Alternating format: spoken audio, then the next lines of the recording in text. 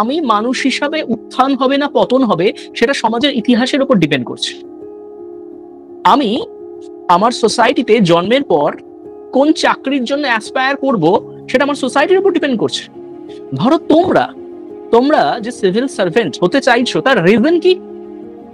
তোমাদেরকে যদি লিখতে দেওয়া হয় আমি মানে সমাজকে করে বদলে দেবো, সমাজের ভালো করব, সমাজের উন্নয়ন করবো, হ্যাঁ করবো, এরকম অনেক কিছু লিখবে। হ্যাঁ, তার মানে গল্পটা তো একটাই, সমাজটা ঠিক নেই। তুমি স্বীকার করে নিচ্ছ তুমি যে সমাজে আছো সেই সমাজটা ঠিক নেই। সমাজটা ঠিক থাকলে তুমি ছোটবেলা থেকে সমাজের একটা আমলা হয়ে সেটাকে ঠিক করার স্বপ্ন দেখতে না, দায়িত্ব কাঁধে তুলে নিতে না, কাঁধে তুলে নেওয়ার চেষ্টা করতে না।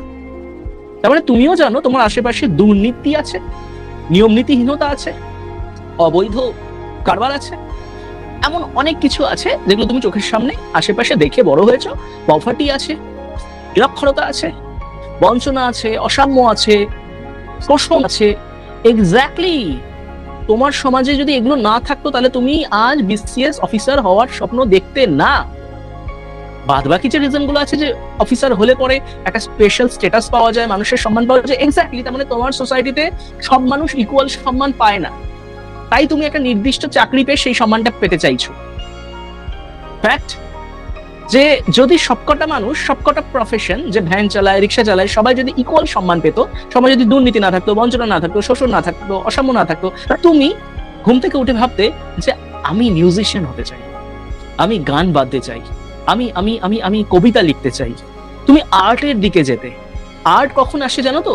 যখন পকেট থাকে ফুল, মাথার উপর ইএমআই এর সমস্যা নেই, মাথার উপর কি খাবো পরের দিন সেই সমস্যা নেই, আমাদের জীবন লাইফ ঝিঙ্গালালা সেটেলড, তখন মানুষ আর্টের দিকে যায়। কিন্তু তোমরা জানোই না যে আর্ট কি, তোমরা জীবন যুদ্ধে দৌড়চ্ছ। তার মানে গল্প একটাই, তোমার উত্থান, তোমার পতন, তুমি কোথায় বিরাজ করছো, তুমি কি করতে চাও, সবটা সোসাইটি দ্বারা নির্ধারিত।